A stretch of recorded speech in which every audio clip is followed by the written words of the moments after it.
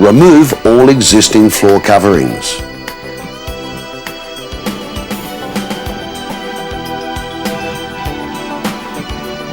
Carefully remove all staples and tacks, being careful not to dent the timber. Ensure the floor is free from wax, grease, silicone, oils and glues, as these will clog up the sandpaper and may cause the coating to be rejected. Punch all nails 3 millimeters below the surface of the timber, but do not putty until later in the sanding process. Just before you begin, a couple of checks to make sure everything is in order. Replace any boards that are damaged, spongy, buckled or warped. Check your equipment list to make sure you have everything. Make sure you know how to operate the machinery. Your rental dealer can provide you with instructions on operation and changing papers. And you may wish to hang heavy sheets or plastic in the doorway to stop dust entering other rooms.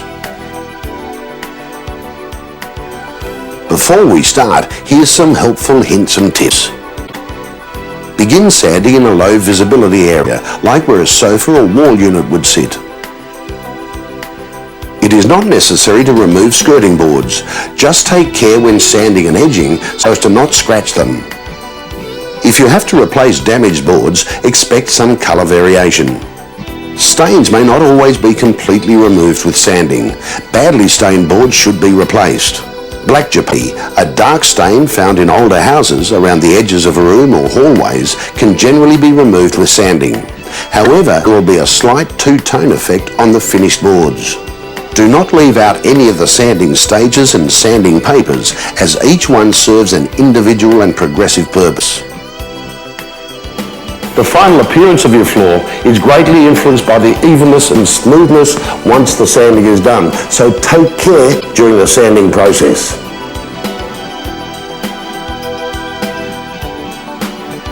Never start or stop the sanding machine while the sandpaper belt is in contact with the floor. Tilt the machine on its rollers to lift the belt off the floor before you turn it on or before you turn the machine around or stop. Once the sanding machine is started, slowly move the sander forward, gradually lowering it so the sanding belt makes contact with the timber. To stop or turn the machine around, gradually tilt the sander up to lift the sanding belt off the floor. A couple of words of caution. Starting or stopping the sander while the sanding belt is in contact with the floor may create dip or gouge marks on the timber. And change sandpaper regularly. Clogged or worn out papers may lead to burn marks on the timber.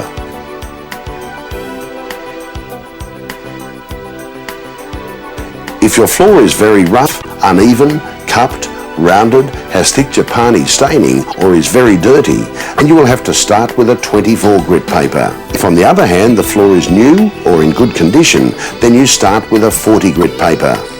Start sanding at 45 degrees to the grain of the timber. Once the room has been sanded in both directions, start sanding with the grain of the timber.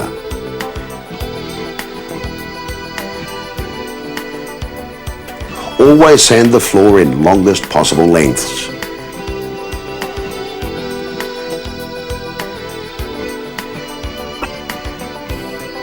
Now use the edging machine in a left to right semicircular motion. Sand the edges of the room with 40 grit paper. Change the paper to 60 grit and sand with the grain.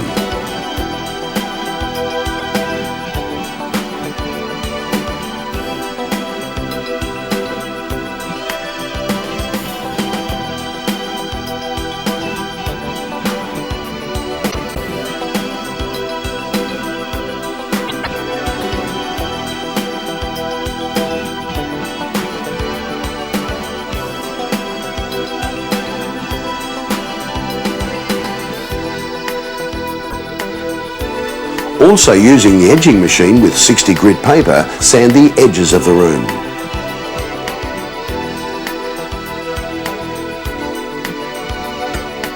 Vacuum the floor thoroughly.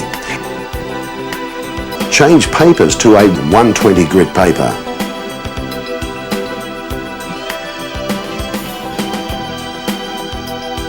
Finish off the sanding using orbital sander with 120 to 150 grit paper. This is the crucial stage, so ensure all sanding marks are removed and that the edging work blends in with the rest of the room. Vacuum the floor thoroughly. It is important to make the floor and room as dust-free as possible to minimise the dust that can settle on the wet coating. Also wipe and vacuum skirting, walls, windowsills and anywhere where dust can settle.